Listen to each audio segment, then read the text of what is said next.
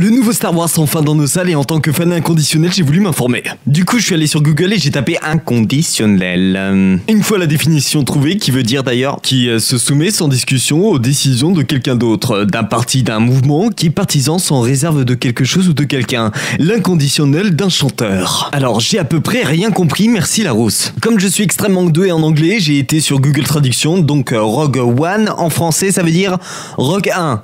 Et en même temps, si on le sait pas, on est nul en anglais. Mais quand j'ai appris qu'il n'y aurait pas de sabre laser dans ce Star Wars, c'est comme le TFC sans Duprat. C'est comme le Noël sans cadeau.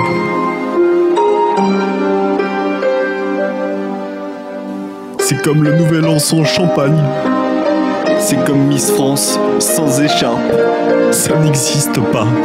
Et quand mes potes m'ont dit « Ce Star Wars Flo, il est génial ». Allez, les choses qu'il faut savoir sur Star Wars.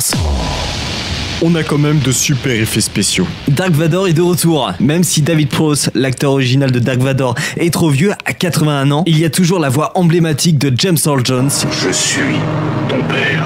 Avouez, vous avez les poils qui s'hérissent. C'est un secret pour personne, George Lucas a vendu Star Wars à Disney. Pour la modique somme de 4 milliards, de quoi s'acheter 129 449 838 peluches de la souris au pantalon rouge du célèbre amateur de whisky Walt Disney. Cependant, George Lucas a toujours un petit œil sur le bébé de Gareth Edwards, le réalisateur de Rogue One. Le maître Lucas a d'ailleurs regardé le film et a bien aimé, ce qui veut dire beaucoup pour la société Disney. D'ailleurs, l'entreprise a trouvé que certaines scènes étaient mollassonnes. Du coup, Gareth Edwards a mis de langue sur sa plume et a rajouté 4 semaines de tournage. Disney a anticipé le succès de Rogue One, un peu trop d'ailleurs. Des extraits du guide officiel Star Wars Rogue One ont fuité sur internet et il devait sortir début 2017. Peut-être que la force est avec eux, mais pas de la toile. Pour rendre le film plus réel, les figurants de bataille n'ont rien été d'autre que de véritables militaires. Petite anecdote, ils n'avaient pas le droit d'approcher les stars du film, ils ont aussi laissé leur portable à l'entrée et ont bien sûr signé un contrat de confidentialité. L'équipe du film n'est pas macho, c'est le deuxième Star Wars où le rôle principal est une femme. C'est la première fois que Star Wars n'a pas le droit à son générique déroulant. De quoi attrister les grands fans de la guerre des étoiles. En 2017, ça fera 40 ans que Star Wars existe. Le tout premier film est sorti en 1977. Au final, c'est Star Wars épisode 4, un nouvel espoir. Bon, je vous laisse, je vais au ciné avec mes deux potes. Vous venez ?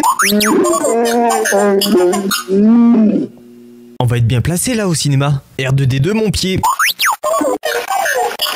Oui, c'est ça, je t'enfilerai des excuses, je vois rien. Tiens, Chewbacca, tu peux me passer le magazine ?